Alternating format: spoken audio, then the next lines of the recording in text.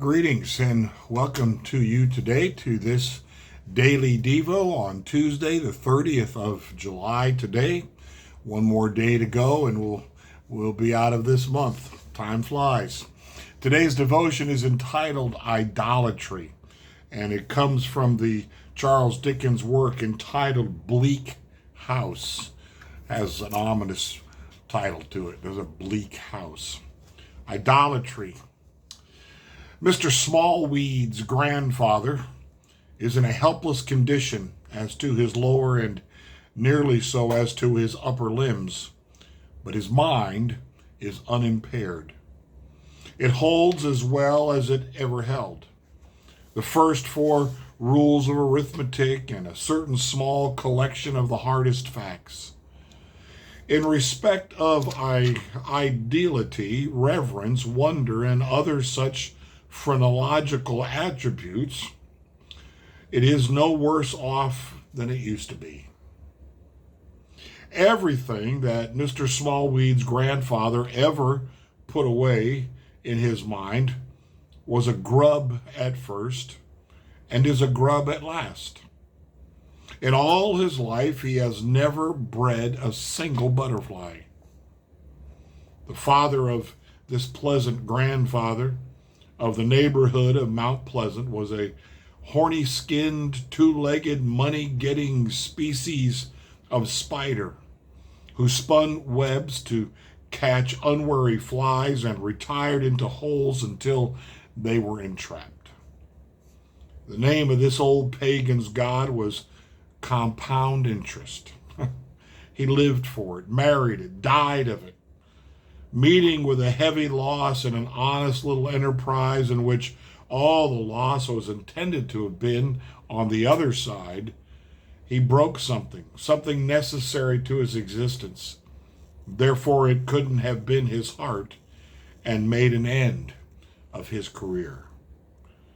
As his character was not good, he had been bred at a charity school in a complete course according to question and answer of those ancient people, the Amorites and Hittites. He was frequently quoted as an example of the failure of education. I don't know about the house, but just that is pretty bleak sounding. Let's see what Gene Fisher can help us understand a little bit better about this today. In this passage, Charles Dickens makes reference to pagan idol worship. First, he calls Mr. Smallweed a pagan who bows down to the god of compound interest. Then he says that Mr. Smallweed learned from the example of the Amorites and Hittites, pagan dwellers of the land of Canaan in Abraham's time. God is very clear that he is the one and only God. His first commandment of the famous 10 Commandments says, "You shall have no other gods before me. You shall not make for yourself an image in the form of anything in heaven, above, or on earth beneath, or in the waters below. You shall not bow down to them or worship them, for I, the Lord your God, am a jealous God, punishing the children for the sin of the parents to the third and fourth generation of those who hate me, but showing love to 1,000 generations of those who love me and keep my commandments." That's the first appearance of the commandments in Exodus chapter 20, those verses from verses 3 through 6. When we think of idols, we might recall the Israelites' transgression when they bowed down to a golden calf in Exodus 32. But an idol is anything that becomes more important to us than God. That idol could be money, it could be success, technology, leisure. These things are God's gifts to us, but when we assign them undue importance, they become idols.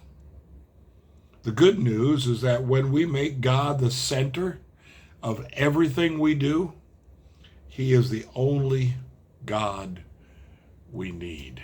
In other words, we may enjoy other things, but we don't need them when God is at the center of our lives and the center of everything we think and do. Deuteronomy 32:39, God says, I, even I, am He, and there is no God besides me. Idols, sometimes they are little things built with hands that people keep on a shelf somewhere, even today.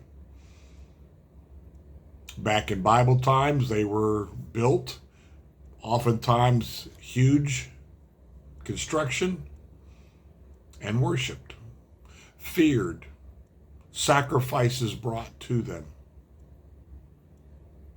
The Philistines had an idol for a god, or they made this god out of their own hands, and they're ridiculed for that. But in battle one day, they captured the Ark of the Covenant that Israel had turned into a good luck charm. And for some reason, when they put it in the temple with their god Dagon, they came in one day and found their god had fallen off his shelf and had broken. They fixed their god and put him back up, and it happened again. And at that point, they knew that Israel's God was stronger than theirs. And that's learned over and over again in the Old Testament from other nations. Unfortunately, too many of us haven't learned that lesson ourselves. Money is something we go after, something we want more than anything else, something that we see as that thing which will make us happy, keep us safe in life, help us to protect ourselves from harm.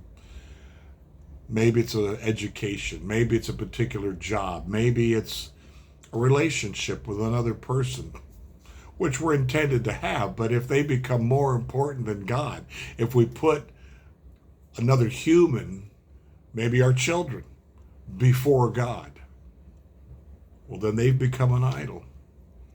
And God will not stand for that. He alone is God, and He will not allow His glory to be stolen. Blessings to you today. Just think through your life sometime, especially in your decision-making process. When what you know of God comes into competition for time or energy or whatever with something else, your family, your kids' little league game, your soccer game, whatever, special event at school scenario. Is it possible that those things, those individuals have become your God?